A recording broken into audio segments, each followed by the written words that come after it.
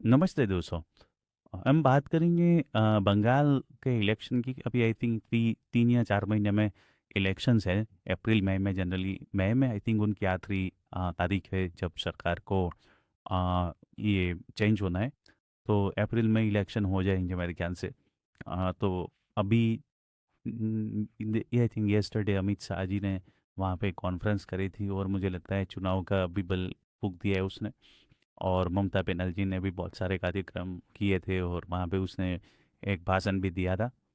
तो अभी चल क्या रहा है वो जो देख रहा हूँ उस हिसाब से मुझे जो समझ में आ रहा है वो ये मेरा एनालिसिस है कि बीजेपी है वो ग्रास रूट पे वर्क कर रही है, फाइट कर रही है। और मुझे लगता है तब तक उसमें काफ़ी कुछ उसने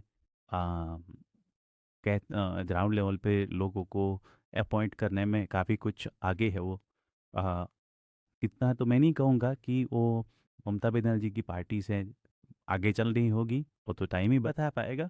बट हाँ, वो बहुत हार्ड वर्क करे है बीजेपी। और वो कोई भी एक एक भी चीज़ें छोड़ना नहीं चाहती इस चुनाव को जीतने के लिए। जो भी जरूरी चीज़ें हैं ग्राउंड लेवल पे, जो पब्लिक के बीच में जाके टीएमसी की जो ये जो कहते हैं ना कि जो उसके करप्शन चार्जेस है या तो जो भी चीज़ें हुई है उसके अगेंस्ट में वो सब बताना और लोगों को वाकिफ करना, ये सब कर रहे हैं।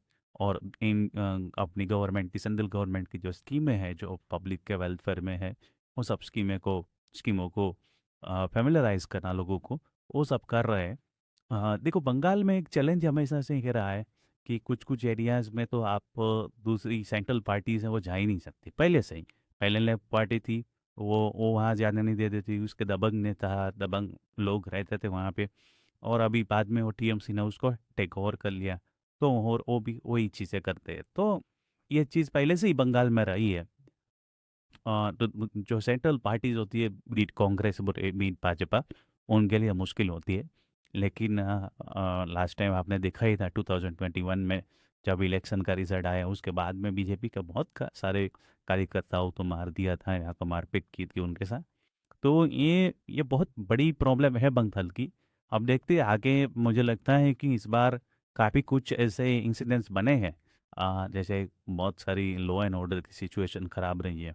और 15 साल की इनकम्बेंसी भी है बंगाल में टीएमसी के अगेंस्ट में। तो मुझे लगता है शायद इस बार बीजेपी अच्छा कर पाएगी।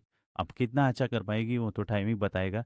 बट बीजेपी कोई भी छोड़ना नहीं चाहती एक भी चीज़ जो जो उसको लग रही है कि नहीं ये करना चाहिए, वो कर रहे हैं। उसके जो सेंट्रल लीडरशिप है वो भी बंगाल के काफ़ी बंगाल में जाके लोगों से मिल रहे, तो सभाएं कर रहे हैं। तो मुझे लगता है कि बंगाल में इस बार काफ़ी बीजेपी कम्पीट करेगी।